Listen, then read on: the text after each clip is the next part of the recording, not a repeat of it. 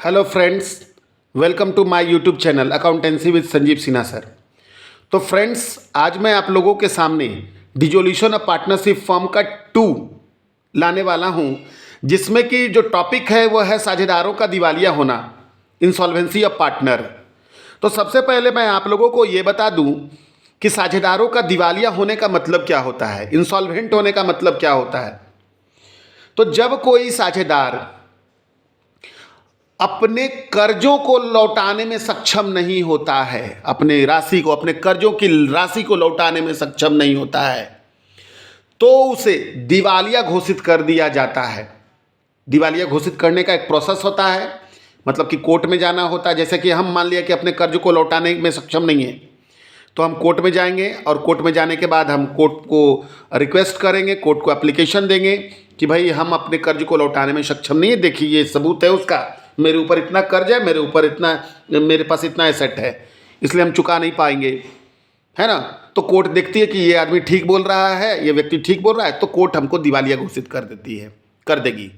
दिवालिया घोषित करने के बाद क्या होगा कि कोर्ट मेरी सारी संपत्तियों को अपने कब्जे में ले लेगी, और कब्जे में लेने के बाद मेरी संपत्तियों को नीलाम करवा दिया जाएगा, बेच दिया जाएगा, और बेच करके जो पैसा आएगा उससे मेरे लायबिलिटीज़ का क्या कर दिया जाएगा, भुगतान कर दिया जाएगा, जिनको जितना मिल सके।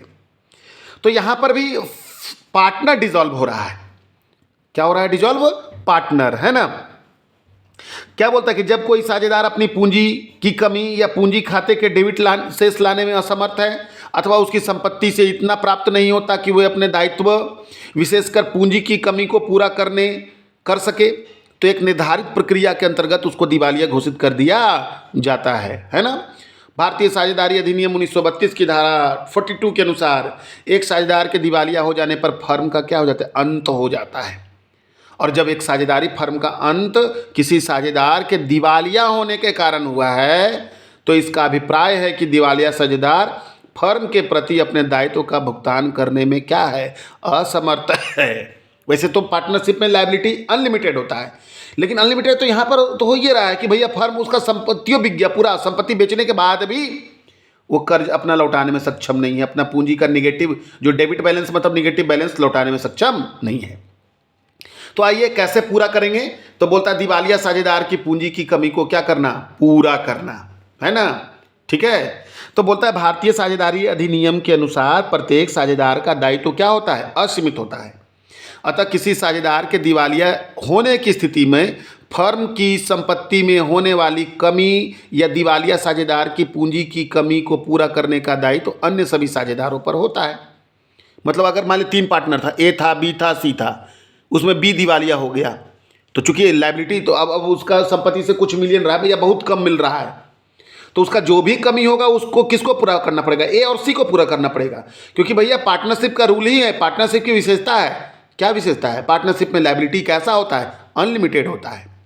तो यहां पर भी वही बोल रहा है कि अगर मान लिया कोई एक पार्टनर इंसॉल्वेंट हो गया, तो उसका कमी को शेष पार्टनर पूरा करेगा, शेष साझेदार पूरा करेगा।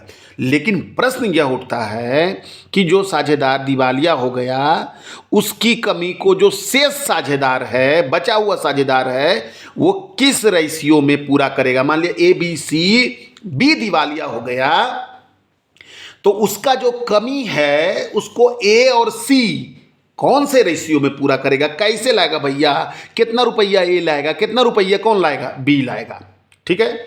बोलता है 1903 से पहले दिवालिया साझेदार की पूंजी की कमी को शेष साझेदार लाभ विभाजन अनुपात में पूरा करते थे, मतलब प्रॉफिट शेयरिंग रेशियो में पूरा करते थे। लेकिन गार्नर बनाम मर्रे नामक प्रसिद्ध मुकदमे के फैसले के अनुसार दिवालिया साझेदार की पूंजी की कमी को शोधक्षम साझेदार मतलब शेष साझेदार अपनी पूंजी के अनुपात में पूरा करेंगे। मतलब जैसे 1903 से पहले, है ना, तो 1903 से पहले क्या होता था कि अगर कोई पार्टनर दिवालिया हो गया, दिवालिया हो गया, तो उसका कमी को कौन पूरा करेगा? तो शेष साझेदार। कौन से रेशियो में? प्रॉफिट शेयरिंग रेशियो में। लेकिन बाद में एक मुकदमा हुआ गार्नर बनाम मर्रे का, जिसका बारे में हम आगे हम लोग चलेंगे। तो इस गार्नर बनाम मर्रे मुकदमे में फैसला हुआ। क्या फैसला हुआ?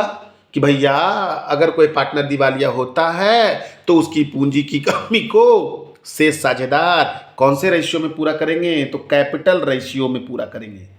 तो चलिए आगे आगे इस पर हम लोग विशेष हम लोग देखते हैं, चाहे वो शॉर्ट में हो चाहे लॉन्ग में हो। मेरा मन कहता है, मेरा दिल कहता है इस बार जरूर आएगा, तो एकदम ध्यान से सुनिएगा। और ये जैसे है पूरा बैलेंस शीट वैसे हमको लिखना पड़ेगा। देखिए ध्यान दीजिएगा, यहाँ आएगा, कैसे आएगा क्वेश्चन, गार्नर ब्राम मर्रे नियम से आप क्या समझते हैं तथा इस नियम के अंतर्गत है ना दिवालिया साझेदार की पूंजी की कमी को किस प्रकार से पूरा किया जाएगा, ऐसे आएगा। या गार्नर ब्राम मर्रे नियम भारत में लागू है या नहीं है, वगैरह वगैरह। तो भैया हम पहले बता दें कि गार्नर ब्राम मर्रे नियम भारत में लागू नहीं है, क्योंकि भारत में सबसे मेन होता है पार्टनरशिप डीड। पार्टनरशिप डीड में लिखा दिया जाता है, क्या लिखा दिया जाता है कि भैया जो कमी होगा वो कैसे पूरा होगा। तो जैसा पार्टनरशिप डीड में लिखा है वैसा ही काम करना होगा। लेकिन भैया हम लोग को पढ़ना है गार्नर ब्राम मर्रे। तो आइए, तो देखिए विवाद क्या था, गार्नर ब्राम मर्रे, इसको याद कर लो एकदम बढ़िया से, मेरा बात एकदम ध्यान रखना। तो देखो गार्नर ब्राम मर्रे क्या है, तो बोलता है विवाद का तथ्य। तो 3 पार्टनर था भैया, ऑब्जेक्टिव में भी आता है कि गार्नर ब्राम मर्रे मुकदमे में कितने पार्टनर, 3 गो था, गार्नर, मर्रे और विलिकिंस। ठीक है, तो गार्नर, मर्रे और विलिकिंस 3 गो पार्टनर था। इसमें से उनकी पूंजी जो थी अलग अलग थी, असमान थी, परंतु ये प्रॉफिट को कैसे बांटते थे, इक्वल बांटते थे। 30 जून 1900 को न्यायालय के आदेश पर इनके फर्म का क्या हो गया, विघटन हो गया और फर्म की संपत्तियों की बिक्री से इतना धन प्राप्त हुआ कि क्रेडिटर एडवांस का सबका पेमेंट हो गया, लेकिन पार्टनर को पैसा नहीं बचा। उस समय फर्म का स्थिति क्या था, सो देखो गार्नर का ये बैलेंस शीट बना लेना, एकदम बनाना होगा इसका थियोरी में। गार्नर का था 2500 पाउंड, मर्रे का था 314, इधर कैश था 1916, विल्किंस ओवरड्रॉ कर लिया था, मतलब निगेटिव कैपिटल था उसका 263 और लॉस ऑन रियलाइजेशन 635। विल्किंस कुछ भी देने योग्य नहीं था, पूरा दिवालिया हो गया, कुछ भी देने योग्य नहीं था। अब हुआ क्या, प्रॉब्लम क्या हो गया, तो विल्किंस भैया कुछ भी देने के लिए योग्य नहीं था। तो ब्रिटिश साझेदारी अधिनियम की धारा 44 के अनुसार विल्किंस की 263 पाउंड की पूंजी की कमी और रियलाइजेशन के लॉस के जैसा, उसको जैसे रियलाइजेशन में लॉस हुआ था ना उसी के जैसा उसको मानना था। तो टोटल हो रहा था 635 रुपये रियलाइजेशन का लॉस था और 263 रुपये उसका कमी हो गया, किसका, विल्किंस का। तो टोटल 898 पाउंड का कमी चला गया। अब इसको किसको देना पड़ता, गार्नर और मर्रे को। कैसे देना पड़ता, बराबर, क्योंककि इनका प्रॉफिट शेयरिंग रेशियो कैसा था, बराबर। ऐसा करने से मर्रे को क्षति ज़्यादा हो रहा था। कैसे क्षति हो रहा था भैया, मर्रे को भी लाना था 449 पाउंड, गार्नर को भी 449। तो मर्रे के पास तो 314 पाउंड बचले था और लाना था 449, तो उसको अपना निजी संपत्ति से लाना पड़ रहा था 135 पाउंड, जबकि गार्नर को पैसा मिल जा रहा था 2051 पाउंड मिल जा रहा था, क्योंकि उसका पूंजी था कितना, 2500 था। तो भैया उसमें से 449 तो 2051 पाउंड उसको पूंजी वापस मिल रहा है। तो मर्रे कर दिया केस कर दिया, मुकदमा कर दिया। तो इसमें न्यायाधीश जोयस ने निर्णय, देखो इसमें एक ऑब्जेक्टिव में क्वेश्चन कि गार्नर ब्राम मर्रे नियम में न्यायाधीश का नाम क्या था, जोयस था। ठीक है, तो जोयस ने क्या फैसला दिया, सो सुनो। रियलाइजेशन के लॉस को प्रॉफिट शेयरिंग रेशियो में है ना बांटना चाहिए। ठीक है, तो कहने का वसूली की हानि को सभी साझेदारों में लाभ अनुपात में क्या करना चाहिए, बांटना चाहिए। ठीक है, पहला चीज। दूसरा बोल रहा है किसी विपरीत समझौते के अभाव में दिवालिया साझेदार की पूंजी की कमी को शेष साझेदार उनकी पूंजी के अनुपात में बांटेंगे। कौन से अनुपात में, पूंजी मतलब कैपिटल रेशियो में। मतलब जो पार्टनर दिवालिया हो गया उसका पूंजी का जो कमी था, जैसे कि यहां पर मर्रे का टोटल, मर्रे का 263 रुपया पूंजी में कमी था, 263 था कैपिटल की कमी। तो इस कमी को कौन पूरा करेगा, शेष साझेदार, कैपिटल रेशियो में। कौन से रेशियो में, कैपिटल। लेकिन सवाल क्या है कि कैपिटल रेशियो कैसा हो, तो उसमें 2 कंडीशन है कि अगर कैपिटल फिक्स हो तो केवल कैपिटल, यदि पूंजी स्थायी हो है ना तो केवल कैपिटल।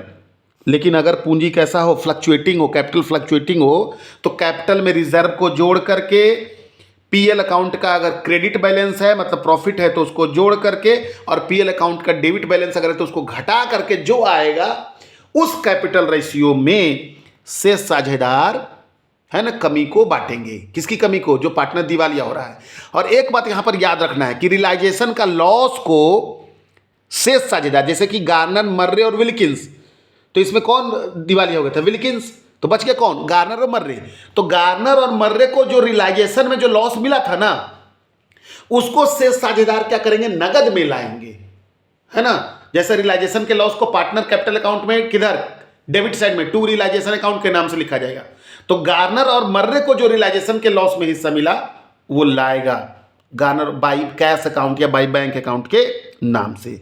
यही है तुम्हारा कौन, गार्नर वर्सेस मर्रे रूल। तो ये क्वेश्चन बहुत ही इंपॉर्टेंट है, इससे थ्योरी इंपॉर्टेंट है, इससे प्रैक्टिकल इंपॉर्टेंट है। अभी हम इसके बाद बताने वाले हैं आप लोगों को, प्रैक्टिकल जब बताएंगे, है ना, तो पूरा और क्लियर हो जाएगा। सो इसका प्रैक्टिकल भी जरूर देखिएगा जब हम आप लोगों को इसके प्रैक्टिकल क्वेश्चन के बारे में बताएंगे। Thank you.